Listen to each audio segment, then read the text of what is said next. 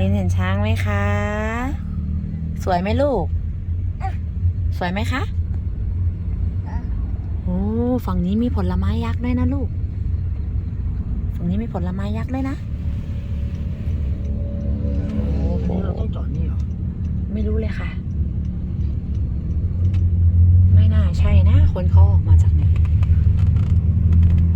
ตรงนี้มันมีรถ ว้าวว้าวนิวลินมาเที่ยวสวนนงนุชนะคะ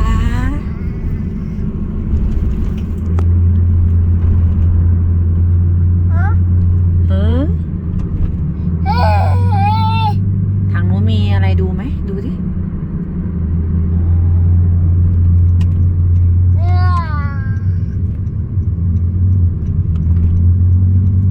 ว้าว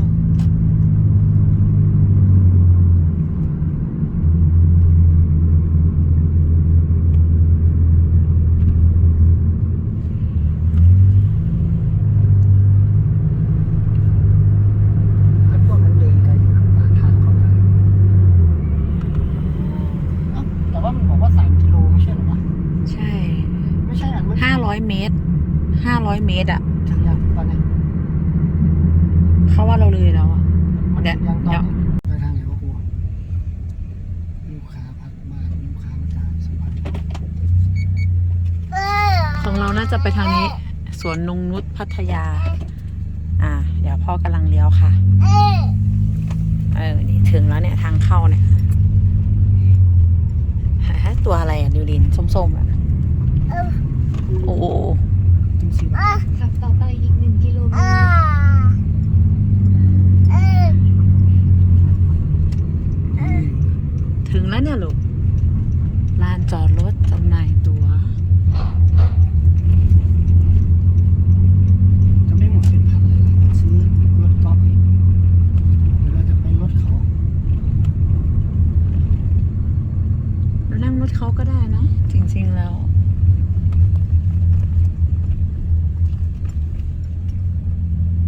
ไม่ใช่อยู่ดีแล้วมันจะไปดูอะไรตรงไหน มันศูนย์ประชุมนะนี่เธอ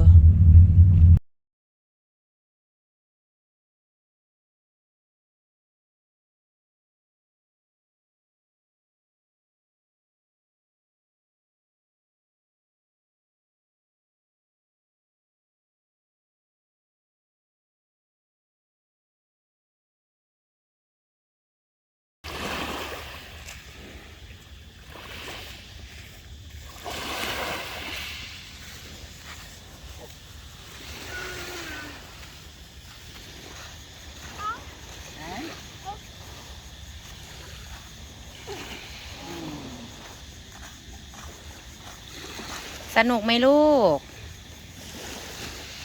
สนุกไหมคะสนุกไหมคะ จ้า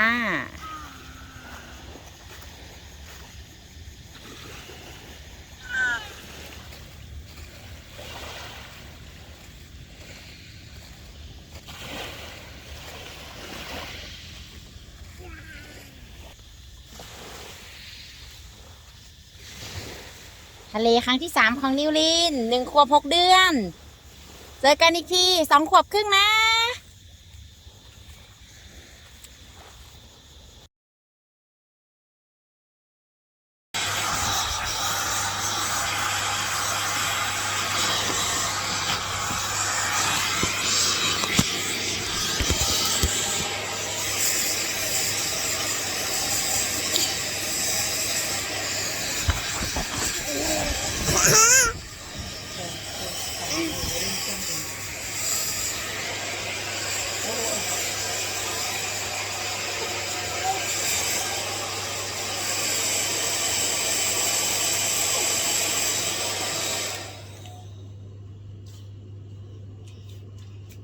พี่วายุมาปอกให้เสร็จมานี่เดี๋ยวมาอีกไม่เปล่านะ เต็มเดี๋ยวมาอยู่ที่ประยุทธ์หมดเลย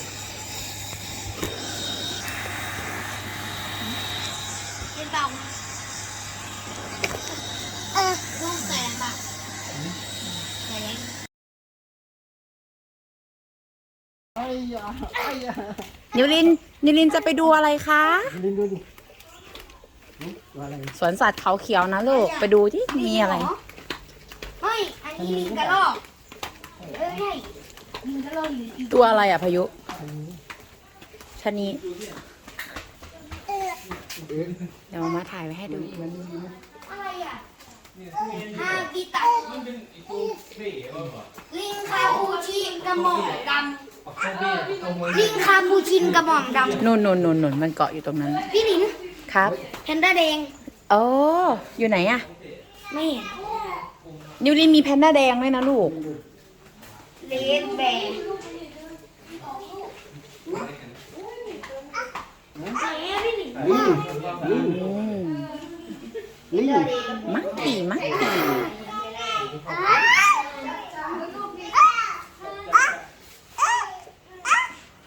ร้องงี้เหรอะคะ ลิงแล้วไง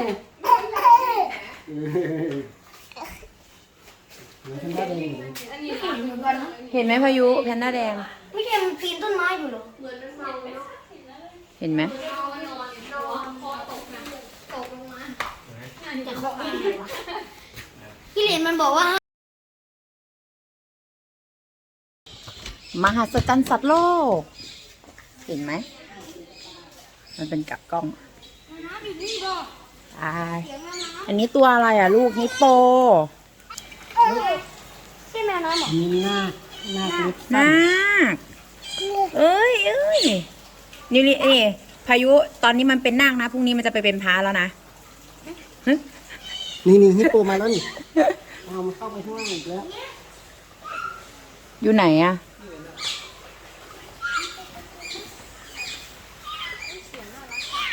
อันนี้ร้องเหมือนนะ ไหนมันล็อกไงลูก นั่งแล้วไงนั่งแล้วไง มันเป็นทางลงใต้น้ำได้ด้วยนะ ตรงเนี้ย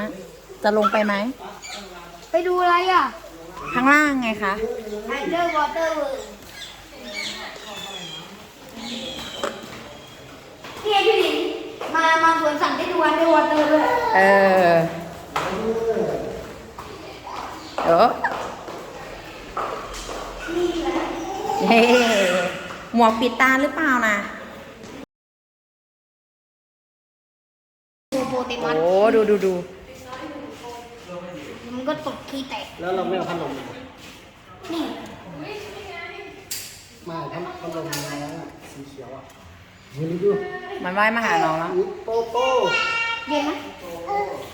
เอ นี่ อ อะไรนี่อะไร ปลา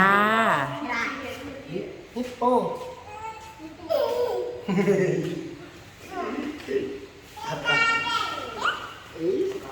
เกเตอร์ ไอตัวดำๆอะ ปลาอลิเกเตอร์ อ่าฮะ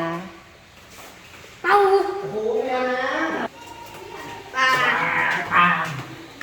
ปลาอันนี้ปลาหมอปะ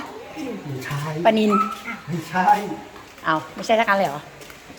ปลาตูดทีแมน เครแมน ไอเอ็มสเปกเป็นลูกเทพเทพเทพแมนอีโปโปเตมัสแคท Yes I am Orient Gilmore เพรยิม เพรยิม เพรยิม The new Lin ยกมือขึ้นหน่อยยิ้มหวานหน่อย เอ๊ะ ปกติจะมีแต่ลูกพี่เมย์วันนี้มีพายุไม่มีพี่เมย์ 1 2โอ้ยเดี๋ยวนะ มือพี่นิวลิน เห็นพี่คอกหรือเปล่า เห็นพี่คอกไหมนะอ้าวโอ้เบิร์ดโอ้ไอ้โอ้ร้องงี้เลยเหรอคะใช่ไหมร้องงี้เหรอคะเบิร์ดลูกเบิร์ด ตีบอ่ะมันล็อกคอ ถ่ายวิดีโอ แค่มันหลับแล้ว มีเจ้าหน้าที่ไหม เจอแค่มันตายแล้วไง You are no. Okay. จระเข้ภาษาจีนว่า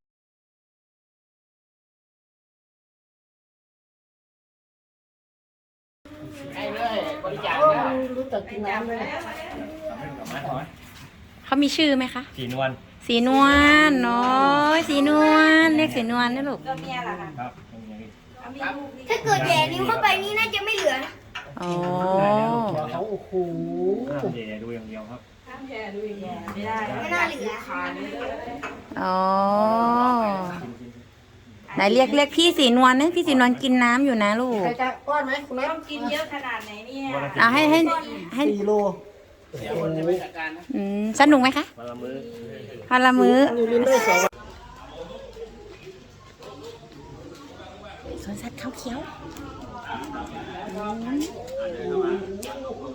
นิวลินดูอะไรคะ ดูเสือหรือเปล่าคะ เสือร้องไงนะลูกว้าวอะดูปู่เรียกไปดูอะไรไปดูสิไปปู่เรียกไปดูอะไรนะโอ้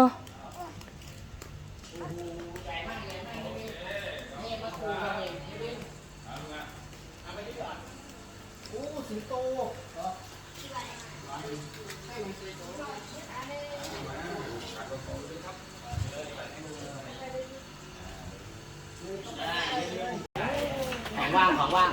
สิงโตแล้วไงยูริน นิวลินให้ไหมลูก นิวลินให้ไหมคะ มา ไม่เอาเหรอ นิวลินไม่เอาเหรอคะดูย่าเอาให้หรือย่าเอาให้ น่ากลัวมาก ต้องมายืนตรงพี่นุก ตัวนี้จะไม่เหมือนเสือตัวนี้จะไม่กระโดด อ๋อ ตามันเจ็บเหรอคะ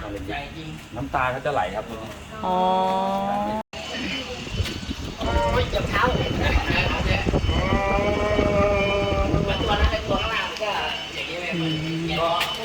ตัวข้างล่างเขาจะเป็นพ่อแม่ครับที่อยู่บนยีราฟนะตอนนั้นจะเป็นพ่อแม่น้องสาวใช่ครับตรงนั้น นิวลินทำมาหน่อยลูก ที่อย่างหนึ่งของเขาพ่อแม่เขาเนี่ย พี่นุกหันมาหน่อย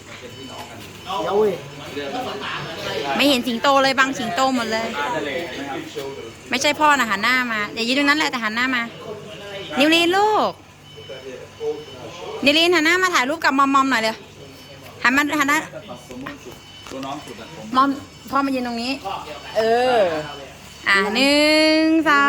3มอมยิ้มหวาน ไม่นะครับปกติ ทำมามอมนิวลิน อย่างตัวพี่เขาที่อยู่ด้านหลังผมไม่ได้ปล่อยนะ ก็ถ่ายหน่อยคือเดินแบบปัดใช่ครับ โอ้ตาเขา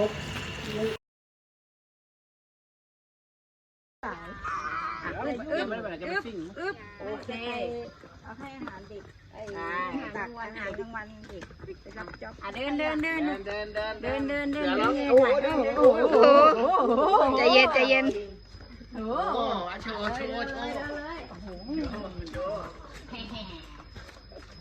มีชื่อไหมคะ สีนวล สีนวล ตัวเมียล่ะค่ะ ครับตรงนี้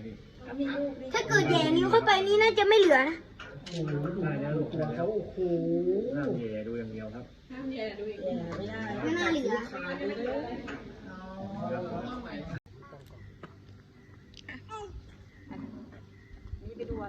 สิงโตร้องไงสะดุดคิดอยู่ จับมาเดินเข้ามาดันตรงๆลึกๆดันแบบนี้เดินเข้ามาอีกก้าวหนึ่งมีอาหารไม่ต้องกลัวลูกดันเข้าไปยังไม่หมดอีกทีหนึ่งโอเคขอบคุณ มอมคำรามเหรอ โอ้ยสดเลยนี่ก็เหรอ มอมเหรอ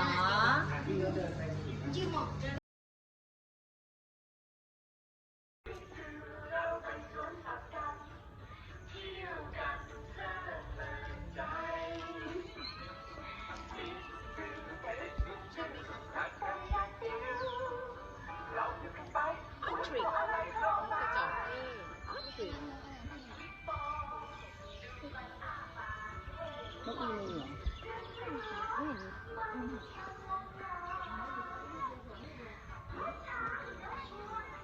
ไปขึ้นไป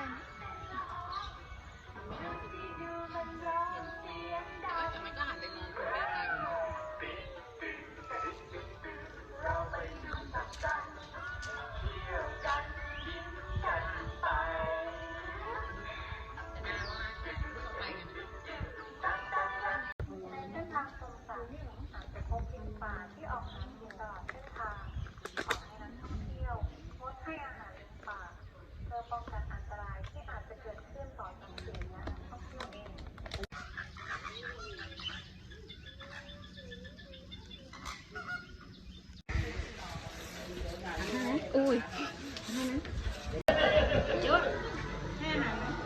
ให้อาหาร นี่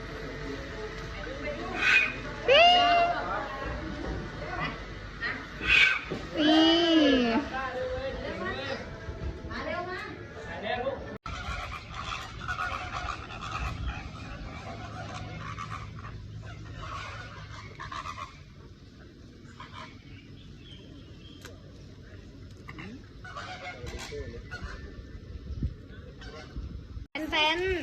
ตัวไหนตัวนั้นใส่ให้ตัวไหน ๆให้อีกตัวด้วยอ่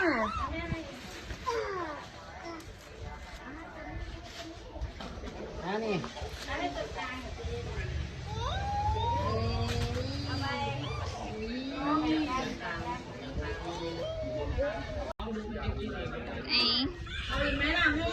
ให้อีกไหมคะ ดีใจเจ้าหน้าลิง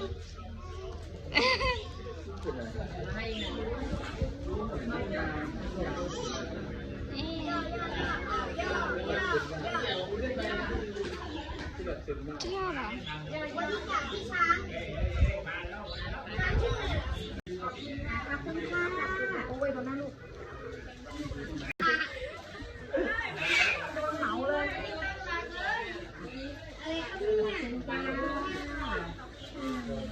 อันนี้ลิ้นให้เอง มันบาดอ่ะ เ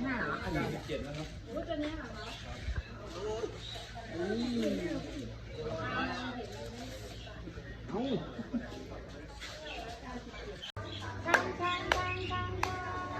นั่งเลยเห็นข้าวด้วยตา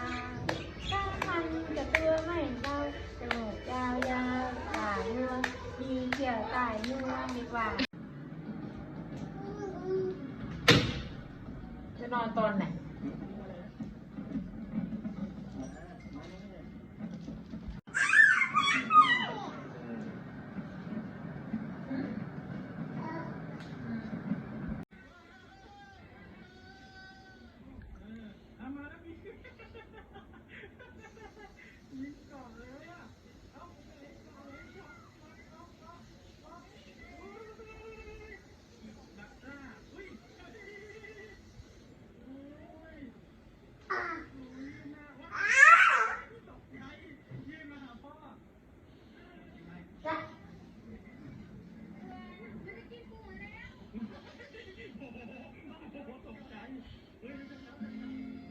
เดินเรื่องขายหรือยัง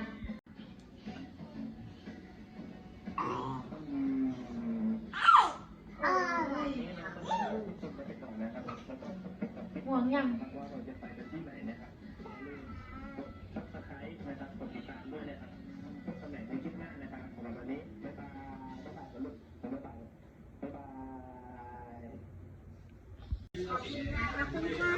โอ้ยตัวหน้าลูก